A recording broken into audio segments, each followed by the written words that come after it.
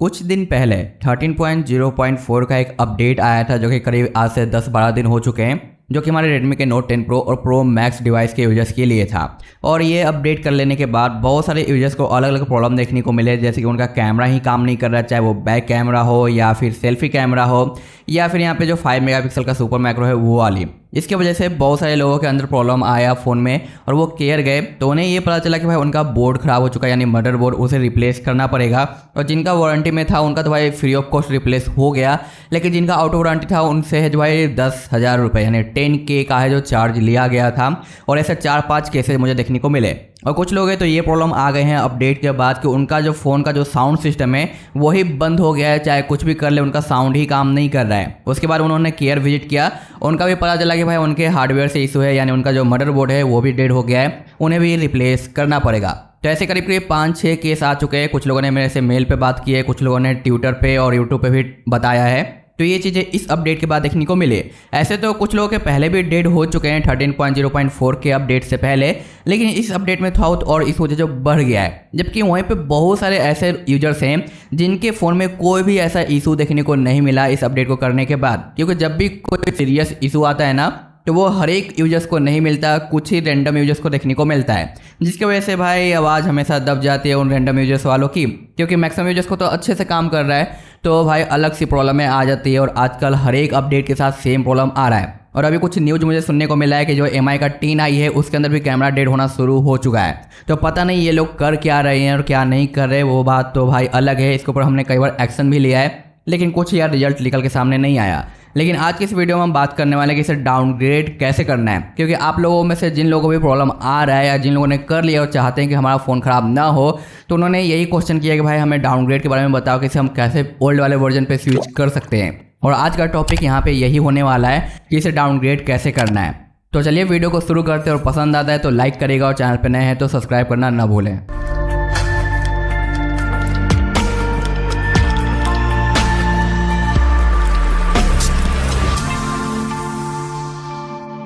अगर आप मेरे से पूछने वाले कि भाई आपने भी तो ये अपडेट कर रखा है तो आपको क्या ऐसा कोई सीरियस इशू आया, तो जी नहीं, मुझे सीरियस इशू नहीं आया है ऐसा कोई भी। क्योंकि जैसा कि मैंने कहा कि बहुत सारे यूजर्स को आ रहे हैं और उनमें से बहुत ज़्यादा यूजर्स को नहीं भी आ रहे हैं। तो उनमें से शायद मैं भी हूँ। मुझे उतना ज़्यादा कोई सीरियस इशू नहीं आया, ना साउंड का, ना कैमरा का, ना ही कोई मदरबोर्ड से रिलेटेड। नॉर्मल छोटे मोटे बग तो आते जाते ही रहते हैं, लेकिन जिनको इशू आया है उनके लिए तो भाई ये बहुत बड़ी बात है और बहुत ही रिस्की वाला अपडेट हो चुका है।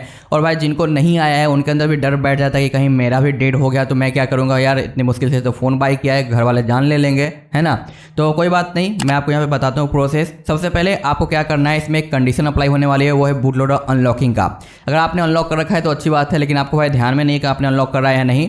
तो सबसे पहले जो MIUI वर्जन है इस पर 6 से 7 टाइम आप टैप करो। उसके बाद आपका डेवलपर का ऑप्शन ऑन हो जाएगा, जो कि मैंने ऑलरेडी जो यहाँ पे ऑन कर रखा है। उसके बाद आपको एडिशनल पे आना है और यहाँ पे डेवलपर के सेटिंग पे जाना है। आप देखो यहाँ पे हमारा OEM अनलॉक डिसेबल है, यानी बूट लोडर अनलॉक है, और साफ साफ यहाँ पे भी लिखा हुआ मिलता है। अगर आपको यहाँ पे लॉक लिखा हुआ मिलता है ना, तो भाई सिंपली आप केयर जाओ और वहाँ पे कहो कि मुझे ओल्ड वर्जन पे डाउनग्रेड करना है, पीछे जाना है। मे बी वो लोग कर दे, ना करे तो भाई आप लोकल शॉप में जाकर वहाँ पे 200-250 रुपये दे के करवा सकते हो, अगर इतने में काम बनता है तो।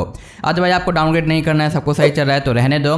नहीं तो आपके पास PC है तो आप अपने फ़ोन का बूट लोडर अनलॉक कर लो। कैसे अनलॉक करना है आई बटन में आपको मिल जाएगा, ठीक है। अनलॉक करने के बाद जो प्रोसीजर है वो आपको फॉलो करना है, लेकिन इस प्रोसीजर को कंप्लीट करने के लिए आपके फ़ोन के अंदर जितना भी डेटा होगा ना उन सभी का आप बैकअप ले लेना है, क्योंकि सब कुछ यहाँ पे डिलीट हो जाएगा। अपडेट में आपका डेटा लॉस नहीं होता, लेकिन डाउनग्रेड में डेटा लॉस होता है। और अगर आपको कोई कहता है कि भाई विदाउट डेटा लॉस के भी आप डाउनग्रेड कर सकते हो, तो वो इम्पॉसिबल चीज़ें हैं। और वैसे कर भी लोगे ना तो आपके फ़ोन के अंदर और भी ज़्यादा सीरियस इशू आ जाएंगे, जिसकी वजह से आपको और भी ज़्यादा परेशानी होगी। तो डेटा बैकअप लेना सबसे मेन पॉइंट है इस प्रोसीजर का, ठीक है। तो चलिए आगे की ओर बढ़ते हैं। अब आपको अपने फ़ोन को जो स्विच ऑफ कर लेना है और आपके फ़ोन के अंदर कस्टम रिकवरी इंस्टॉल्ड होना चाहिए। नहीं पता है कैसे इंस्टॉल किया जाता है तो वीडियो का लिंक आपको डिस्क्रिप्शन में मिल जाएगा। मैं यहाँ पे फिलहाल इंस्टॉल कर लेता हूँ क्योंकि मेरा भी अभी इंस्टॉल्ड नहीं है। तो यहाँ पे रिकवरी ओपन हो चुका है। आप चाहो तो ऑरेंज फॉक्स भी यूज कर सकते हो, और आपको नहीं पता है तो भाई इंस्टॉलेशन वीडियो देख लेना, क्योंकि ये ऑलरेडी मैंने वीडियो बना रखा है और ये टॉपिक मैं इसमें भी ऐड करूँ तो वीडियो और लंबा हो जाएगा। अब क्या करना है, सिंपल आपको इंस्टॉल के ऊपर जाना है। अगर आपका इंटरनल शो नहीं होता तो आप मेमोरी कार्ड का यूज़ कर सकते हो अपने फाइल को रखने के लिए, और यहाँ से आप सिलेक्ट कर सकते हो मेमोरी कार्ड, OTG या जो कुछ भी। तो यहाँ पे आप देख सकते हो इंटरनल मेरा शो नहीं हो रहा क्योंकि यहाँ पे इंक्रिप्शन वाला इशू आ गया है। तो मुझे यहाँ पे मेमोरी कार्ड या बाकी अदर चीज़ों को यूज करना पड़ेगा, या फिर एक फॉर्मेट मार के मुझे इंटरनल के स्टोरेज को ही यूज करना पड़ेगा। ठीक है, तो यहाँ पे मैं फॉर्मेट कर लेता हूँ क्योंकि एसडी कार्ड अभी फिलहाल इसमें डाला हुआ नहीं है। अब आप देख सकते हो यहाँ पे हमारा इंटरनल का साइज शो होने लग गया है। अब मैं यहाँ पे फाइलों को है जो मूव कर लेता हूँ। तो यहाँ पे मैंने फाइल को जो मूव कर लिया है, और स्टार्टिंग में मैंने फॉर्मेट किया था तो मुझे वाइप की जरूरत नहीं है, बट आप फॉर्मेट नहीं करते हो तो सबसे पहले आपको वाइप पे आना है, एडवांस वाइप पे आना है, डेल्विक मेटा डेटा डेटा और कैच को सिलेक्ट करना है। आपको इंटरनल, माइक्रो एसडी और यूएसबी ओटीजी को सिलेक्ट नहीं करना है, और उसके बाद आपको यहाँ पे स्वाइप कर देना है। अब होम पे आना है। अब आपको फाइल को ब्राउज करना है। तो मैंने इंटरनल स्टोरेज ही यूज किया है। आप अगर एसडी कार्ड यूज करते हो या ओटीजी तो वहाँ पे आप ब्राउज कर लेना जैसे कि मैंने बताया।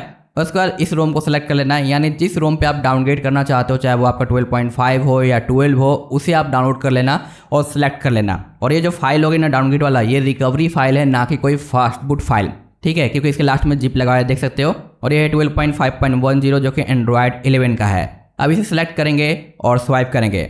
डाउनग्रेड का एक और मेथड होता है जो कि पीसी मेथड होता है, जिससे आप फास्ट बूट फ्लैश कर सकते हो, और वो काफ़ी ज़्यादा सेफ एंड सिक्योर मेथड में मानता हूँ इसके कंपैरिजन में, क्योंकि यहाँ पे छोटी मोटी गलतियाँ आप करोगे तो थोड़ी सी दिक्कत आ जाएगी, लेकिन उसमें भाई आप सब कुछ अच्छे से करते हो तो सब कुछ परफेक्ट रहता है। तो अगर वो भी मेथड आपको जानना है ना, तो लिंक आपको डिस्क्रिप्शन में मिल जाएगा। पूरा वीडियो को देख लेना अच्छे से, आपको समझ में आ जाएगा कि कैसे डाउनग्रेड करना है पीसी मेथड से।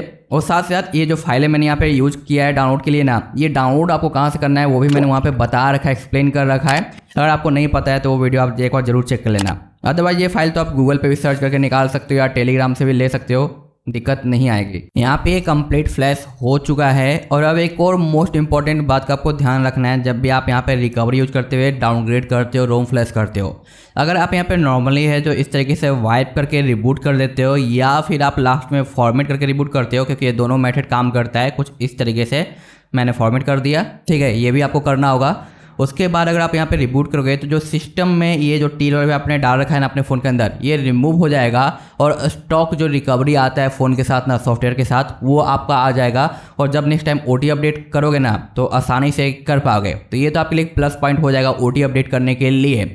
लेकिन इन फ्यूचर आप वापस अपने इस TWRP को यूज़ करने का प्लानिंग कर रहे हो तो यहाँ पे आपको एक बार इसे रूट करना पड़ेगा मैजिक्स फ्लैश करके, सेम टू सेम जैसे रोम फ्लैश किया वैसे मैजिक्स के जिप फाइल को फ्लैश कर देना।